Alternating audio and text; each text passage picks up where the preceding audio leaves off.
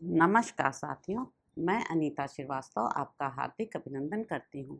महर्षि वेदव्यास द्वारा रचित महाभारत के 222वें अध्याय में आज का प्रसंग है अग्निदेव का खांडव वन को जलाने के लिए श्री कृष्ण और अर्जुन से सहायता की याचना करना। अग्निदेव उस वन को क्यों जलाना चाहते थे, इसे बताने के प्रसंग में राजा श्वेतकी की कथा। वैशंपायन जी कहते हैं, जन्मेजय, उन ब्राह्मण देवता ने अर्जुन और सात्वतवंशी भगवान वासुदेव से, जो विश्वविख्यात वीर थे और खांडव वन के समीप खड़े हुए थे, कहा, मैं अधिक भोजन करने वाला एक ब्राह्मण हूँ और सदा अपरिमित अन्न भोजन करता हूँ। वीर श्री कृष्ण और अर्जुन, आज मैं आप दोनों से भिक्षा मांगता हूँ। आप लोग एक बार पूर्ण भोजन कराकर मुझे तृप्ति प्रदान कीजिए। उनके ऐसा कहने पर श्री कृष्ण और अर्जुन बोले, ब्राह्मण, बताइए आप किस अन्न से तृप्त होंगे, हम दोनों उसी के लिए प्रयत्न करेंगे। जब वे दोनों वीर आपके लिए किस अन्न की व्यवस्था की जाए, इसी बात को बार बार दोहराने लगे, तब उनके ऐसा कहने पर भगवान अग्निदेव उन दोनों से इस प्रकार बोले। ब्राह्मण देवता ने कहा, वीरों, मुझे अन्न की भूख नहीं है, आप लोग मुझे अग्नि समझें। जो अन्न मेरे अनुरूप हो वही आप दोनों मुझे दें। इंद्र सदा इस खांडव वन की रक्षा करते हैं। उन महामना से सुरक्षित होने के कारण मैं इसे जला नहीं पाता। इस वन में इंद्र का सखा तक्षक नाग अपने परिवार सहित सदा निवास करता है। उसी के लिए वज्रधारी इंद्र सदा इसकी रक्षा करते हैं। उस तक्षक नाग के प्रसंग से ही यहाँ रहने वाले और भी अनेक जीवों की वे रक्षा करते हैं। इसलिए इंद्र के प्रभाव से मैं इस वन को नहीं जला पाता, परंतु मैं सदा ही इसे जलाने की इच्छा रखता हूँ। मुझे प्रज्वलित देखकर वे मेघों द्वारा जल की वर्षा करने लगते हैं। यही कारण है कि जलाने की इच्छा रखते हुए भी मैं इस खांडव वन को दग्ध करने में सफल नहीं हो पाता। आप दोनों अस्त्र विद्या के पूरे जानकार हैं, अतः मैं इसी उद्देश्य से आपके पास आया हूँ कि आप दोनों की सहायता से इस खांडव वन को जला सकूं। मैं इसी अन्न की भिक्षा मांगता हूँ। आप दोनों उत्तम अस्त्रों के ज्ञाता हैं, अतः जब मैं इस वन को जलाने लगूं, उस समय आप लोग ऊपर से बरसती हुई जल की धाराओं तथा इस वन से निकलकर चारों ओर भागने वाले प्राणियों को रोकिएगा। जन्मेजय ने पूछा, ब्राह्मण, भगवान अग्निदेव देवराज इंद्र के द्वारा सुरक्षित और अनेक प्रकार के जीव जंतुओं से भरे हुए खांडव वन को किस लिए जलाना चाहते थे? विप्रवर, मुझे इसका कोई साधारण कारण नहीं जान पड़ता, जिसके लिए कुपित होकर हव्यवाहन अग्नि ने समूचे खांडव वन को भस्म कर दिया। ब्राह्मण मुने, पूर्व काल में खांडव वन का दाह जिस प्रकार हुआ, वह सब विस्तार के साथ मैं ठीक ठीक सुनना चाहता हूँ।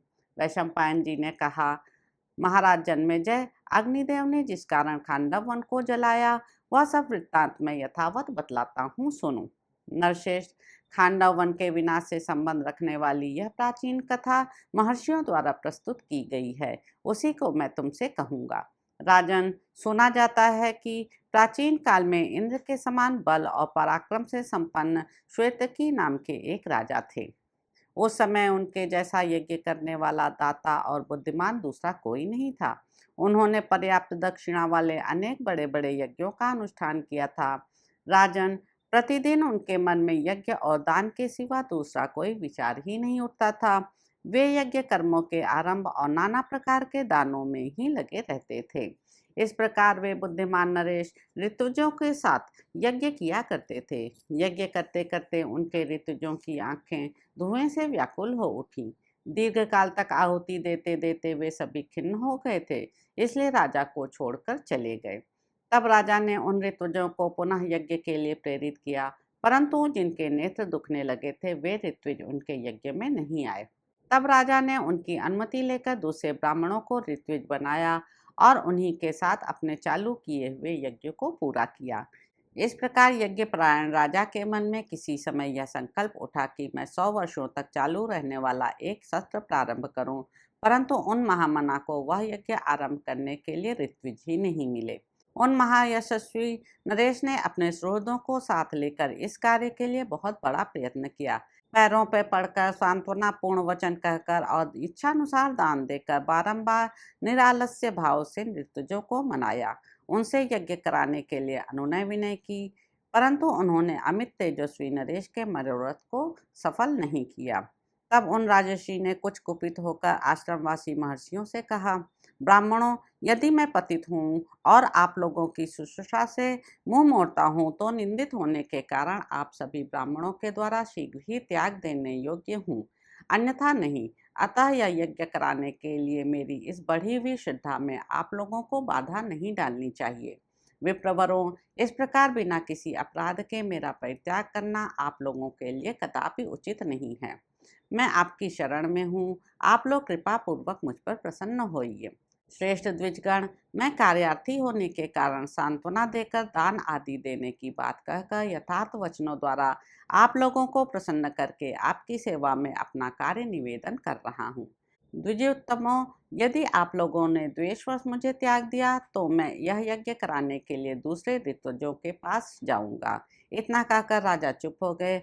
परंतु जन्मेजय, जब वे ऋत्विज राजा का यज्ञ कराने के लिए उद्यत ना हो सके तब वे रुष्ट होकर उन नृपश्रेष्ठ से बोले, भूपाल शिरोमणे, आपके यज्ञ कर्म तो निरंतर चलते रहते हैं, अतः सदा कर्म में लगे रहने के कारण हम लोग थक गए हैं। पहले के परिश्रम से हमारा कष्ट बढ़ गया है। ऐसी दशा में बुद्धि मोहित होने के कारण उतावले होकर आप चाहें तो हमारा त्याग कर सकते हैं। निष्पाप नरेश, आप तो भगवान रुद्र के ही समीप जाइए, अब वे ही आपका यज्ञ कराएंगे। ब्राह्मणों का यह आक्षेप युक्त वचन सुनकर राजा श्वेतकी को बड़ा क्रोध हुआ। वे कैलाश पर्वत पर जाकर उग्र तपस्या में लग गए।